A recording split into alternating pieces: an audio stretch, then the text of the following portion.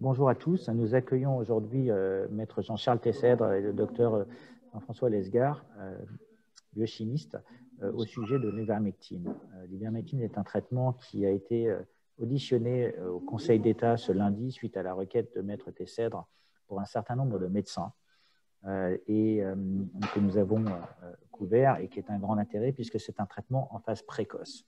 Je crois que Maître Tessèdre a reçu aujourd'hui une réponse du Conseil d'État qui devait se prononcer vendredi. Maître Tessèdre, peut-être que vous pouvez nous en dire un peu plus?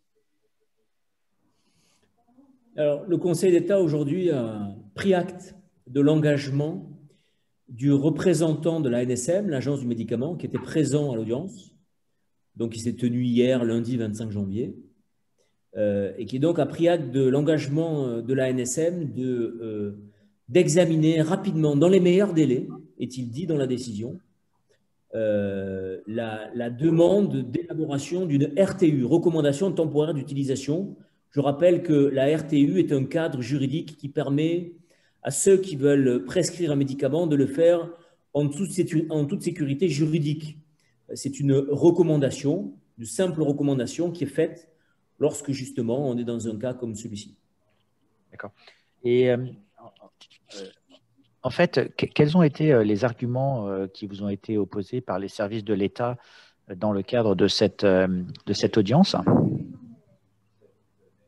D'abord, de manière assez habile, la NSM a accepté la demande. Elle a dit d'accord, nous allons procéder à cette demande parce que sans doute qu'elle craignait la décision, une condamnation du Conseil d'État. Donc c'est déjà une victoire pour vous quelque part. Alors voilà, c'est une victoire pour nous. Dans le cas d'un référé, on peut difficilement obtenir plus et espérer davantage. Maintenant, il faut qu'il le fasse et rapidement. Et c'est vrai qu'à l'audience, on a quelques inquiétudes parce que manifestement, ils n'ont pas commencé alors que dès le mois de novembre, j'avais déjà saisi le juge, le tribunal administratif de Paris cette fois, d'une demande similaire. Et on m'avait répondu que c'était déjà examiné par la NSM. Alors, la NSM ne faisait pas partie de cette procédure directement, donc du coup, ils avaient le bénéfice du doute, si je puis dire. Maintenant, cette fois-là, je les ai mis dans la procédure et j'ai demandé ça au Conseil d'État, donc c'est l'échelon très supérieur. Et donc, la NSM n'a pas pu se dérober, elle a dit, OK, je le fais. Bon, maintenant, comment elle va le faire? Quand est-ce qu'elle va le faire? Et dans quel délai? C'est toute l'inquiétude qu'on a parce que au plan scientifique, aujourd'hui, on estime que toutes les présomptions scientifiques sont suffisantes pour qu'une RTU soit d'ores et déjà élaborée. Monsieur Lesgard, peut-être que vous pourriez nous expliquer de votre point de vue, puisque vous avez regardé les études. Je crois que Maître Tessèdre m'a dit que lors de l'audience, il y avait eu une explication de la NSM qui parlait de consensus scientifique ou d'absence de consensus scientifique. Et là, il vient de nous parler de présomption. Peut-être que vous pourriez nous faire un point sur les études. Oui, ce qui compte, c'est la présomption, c'est-à-dire qu'il y a une chance que cette molécule soit intéressante, même s'il n'y a pas encore de consensus.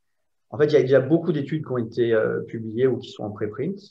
Au moins 35 études, dont 18 sont des études randomisées, donc avec des bras contrôle, et qui montrent des résultats très significatifs au niveau de la baisse de la mortalité, jusqu'à 75%. Aussi dans l'amélioration des facteurs de l'entrée à l'hôpital, etc. Et de la baisse de la charge virale. Donc, il y a déjà beaucoup de résultats qui sont significatifs. Il y a encore 40 études qui sont en cours.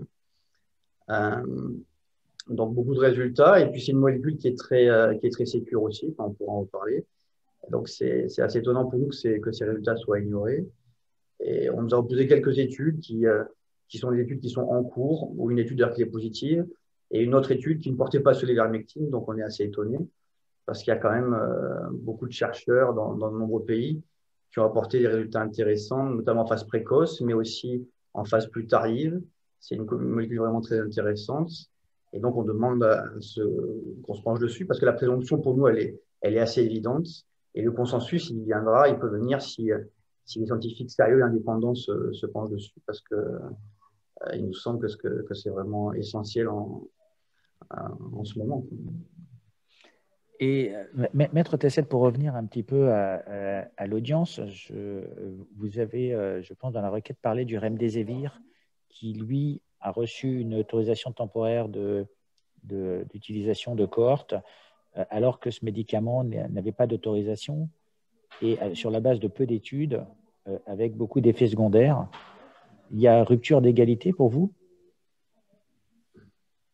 C'est évident qu'il y a un sujet majeur parce qu'on ne sait pas comment le remdesivir, avec très peu d'études, a pu obtenir une ATU.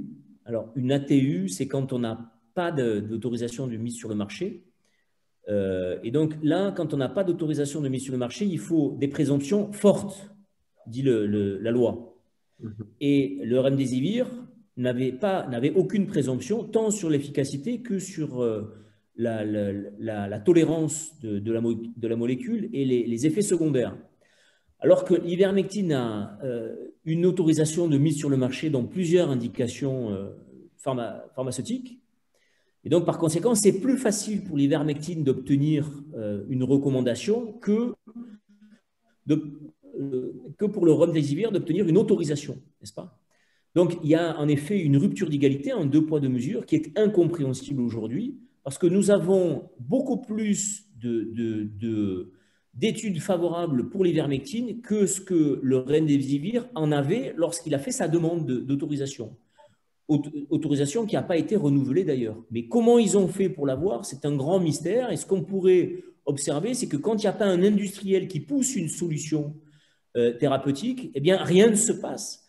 Et même pire, on a l'impression que les autorités sanitaires et l'agence du médicament est complètement perdue, parce que ce qu'on voit là, dans le détail, c'est que en fait, les industriels font un dossier, un projet de dossier, font tout le travail, et finalement, les autorités n'ont plus qu'à valider. Or là, en l'occurrence, on est dans une situation différente. Nous ne sommes pas des industriels. Nous sommes moi, je défends des médecins et des scientifiques dans ce dossier-là. Et donc, par conséquent, on voit que du coup, quand ce sont des médecins ou des scientifiques, il y a plus de doutes que quand c'est un industriel. Alors, c'est quand même quelque chose de vertigineux parce qu'encore une fois, comme M. Lesgar l'a dit, on a des études contrôlées, randomisées, très nombreuses, ce que n'avait pas le remdesivir. Donc, on comprend et on demande à l'agence du médicament de s'aligner sur ce qui a déjà été fait pour d'autres. Notamment sur la mortalité, puisque le remdesivir a montré aucun effet sur la mortalité, juste quelques jours de gagné en hospitalisation. Là, on a des données non seulement là-dessus, mais sur la baisse de la mortalité avec l'ivermectine.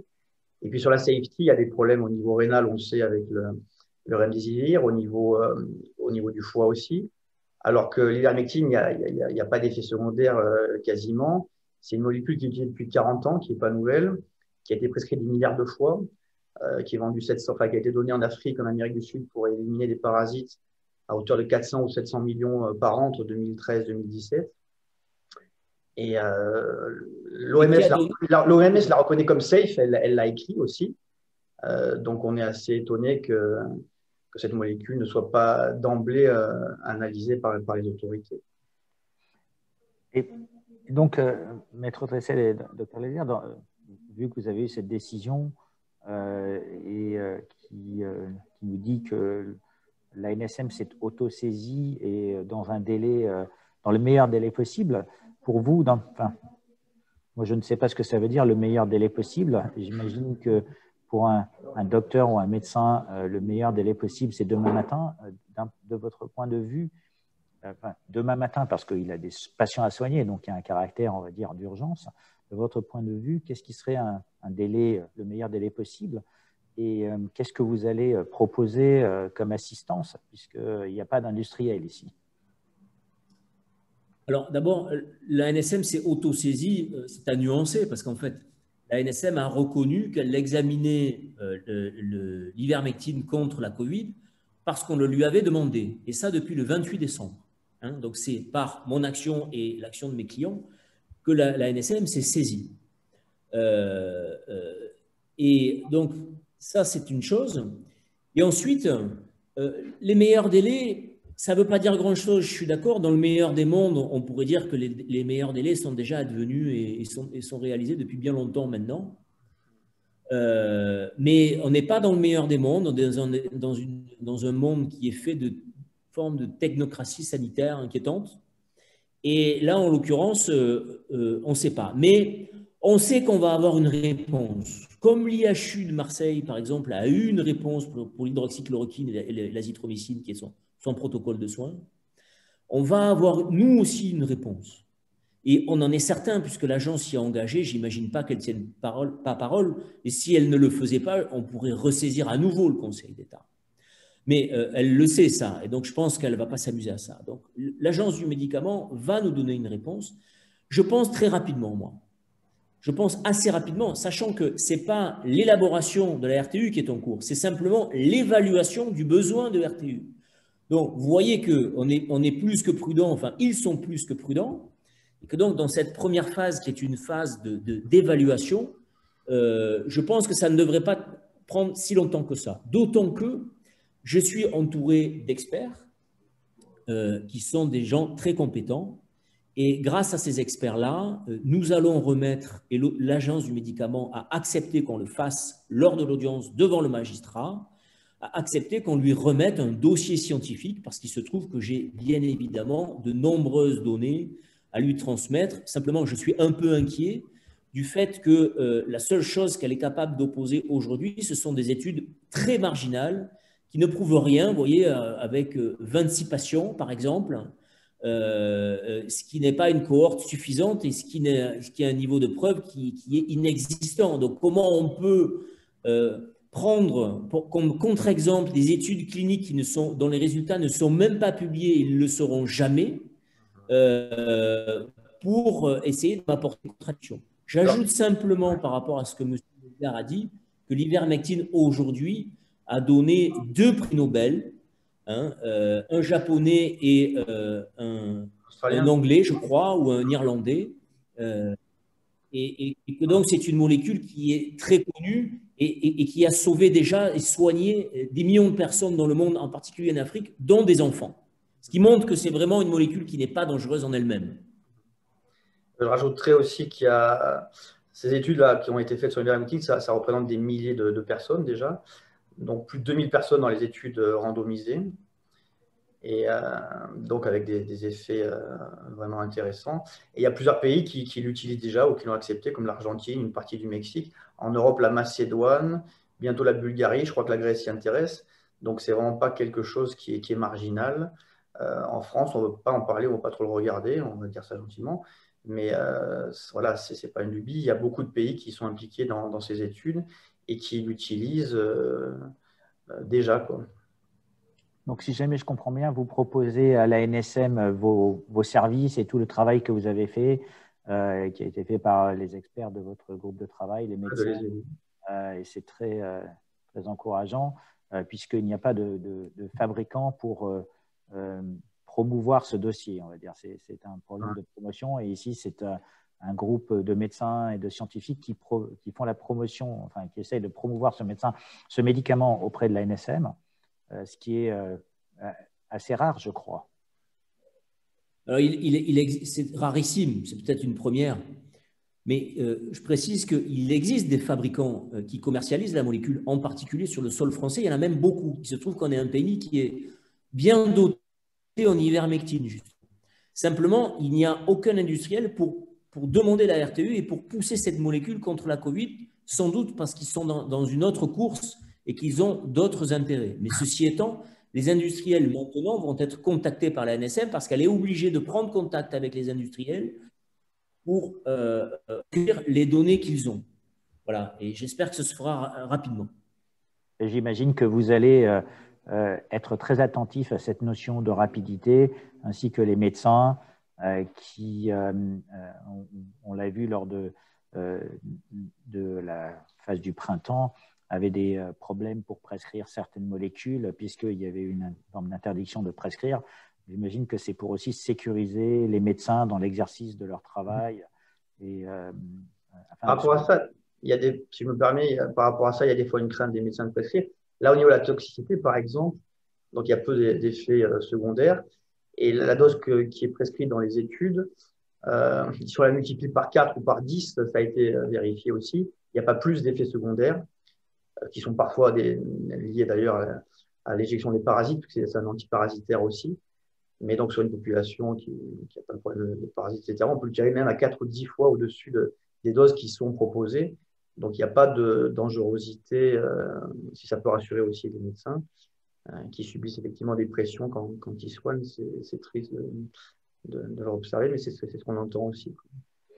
Ce que vous êtes en train de dire, docteur Lesgar, c'est qu'il y a quand même eu des spécialistes de l'INSERM qui ont dit qu'il faudrait avoir une dose très importante d'ivermectine. Donc, vous êtes en train de dire que cet élément n'est pas correct et que même une dose acceptable pour l'organisme. Ouais. Les doses de 12-15 mg par jour, 200 microgrammes par kilo, sont efficaces dans ces études. Alors, c'est un peu moins, on observe un peu moins on retrouve un peu moins dans le sang que la dose qui est nécessaire dans les études in vitro qui ont montré l'efficacité. Mais en fait, ces gens qui critiquent oublient de dire que l'ivermectine se concentre dans le poumon. Donc, la dose qu'on retrouve dans le sang n'est peut-être pas suffisamment efficace, mais elle peut se concentrer dans le poumon. Ça peut se concentrer aussi si on consomme, si on le prend au moment du repas aussi. Donc, tous ces phénomènes, on étudie en même temps les mécanismes de comment ça fonctionne. On observe que ça marche vraiment bien dans les études cliniques. Après, exactement les mécanismes commencent à être connus. Et le lien in vivo, in vitro, il faut encore du travail, mais on ne peut pas repousser ces études parce qu'on n'a pas encore saisi exactement quelle est la dose parfaite entre les études in vitro et in vivo. Ce qu'on observe, c'est que ça marche dans une quarantaine d'études et il y en a encore 40 qui sont en cours. Ça veut dire qu'il y a un vrai intérêt chez les gens qui travaillent là-dessus. Si jamais je peux me permettre, donc, ce qui veut dire en vous écoutant que le médicament fonctionnerait, qu'il n'y a pas d'effet secondaire, donc les médecins peuvent le prescrire de manière sûre, ou quasi sûre, même s'il n'y a pas encore de consensus scientifique, que d'un point de vue du juridique, la NSM s'est autosaisie, donc la voie est ouverte pour que, quelque part, cette autorisation soit obtenue, ou ce qui serait surprenant si elle ne l'obtenait pas. Je vois qu'on a dit à l'IHU de Marseille pour l'hydroxychloroquine qu'il n'y avait pas assez d'essais cliniques randomisés double aveugle et qu'ils n'étaient pas assez nombreux et qu'ils n'aboutissaient pas tous à la même conclusion. Là, en l'occurrence, pour l'ivermectine, on a ça. Dans on n'a pas 90% des études qui sont positives. Voilà, 90% des études qui sont positives. Donc, c'est énorme. En sciences, vous pouvez difficilement avoir mieux que ça. Donc, par conséquent, ce qu'on reprochait auparavant au protocole du l'IHU de Marseille, on ne peut pas le reprocher à l'ivermectine. Et c'est ça qu'on veut essayer de porter et de montrer, c'est que pour le coup, toutes les conditions sont réunies. Alors ensuite, que le mécanisme d'action de l'ivermectine sur les cellules, sur les protéines, ne soit pas parfaitement démontré en l'occurrence, il faut avoir la modestie de comprendre que ce qui compte, c'est de soigner et qu'ensuite, on comprendra pourquoi cette molécule, on comprendra plus tard pourquoi cette molécule marche parfaitement, en sachant qu'on peut déjà très bien l'expliquer. Hein. Oui, on sait déjà a priori qu'elle inhibe l'entrée du virus dans les cellules, et on sait aussi sur d'autres virus, et on commence à le montrer aussi, on savait qu'elle inhibe la réplication, notamment par l'interaction avec 2 enzymes. Ça, on sait, ça, on l'a prouvé sur d'autres, et il manque encore des études qui le montrent sur le Covid, mais c'est comme ça qu'elle fonctionne avec d'autres virus. Donc il y a aussi des mécanismes connus, hein. C'est une molécule qui est quand même très connue. Bon, ben écoutez, Maître Tessèdre et Dr Lesgar, merci beaucoup de votre temps. Venez nous tenir au courant de cette évolution qui est vraiment importante, puisque je pense que les médecins doivent soigner, les patients sont inquiets. Je pense que tout le travail que vous faites sera d'un grand intérêt pour non seulement les auditeurs de la chaîne de François, mais aussi les patients qui pourraient être infectés par ce virus qui inquiète et qui fait peut-être plus peur qu'il ne devrait. En tout cas, on vous remercie de nous avoir donné du temps et surtout d'avoir pris cette initiative, quelque part citoyenne, puisqu'elle n'est pas promue par un fabricant. On espère que vous trouvez un fabricant et que s'ils nous entendent, ils vous contactent. Ouais. C'est important pour les patients, les médecins et pour le fonctionnement de nos institutions aussi. Je crois que ce qu'on fait là, c'est quelque chose d'important à plusieurs niveaux. Écoutez, merci beaucoup, en tout cas à tous les deux, de nous avoir donné du temps aujourd'hui. Je sais que votre temps est compté et ça valait, je pense, les 20 minutes de cette interview et de ce débriefing. Merci. Voilà, on vous souhaite une excellente journée. Merci, pareil.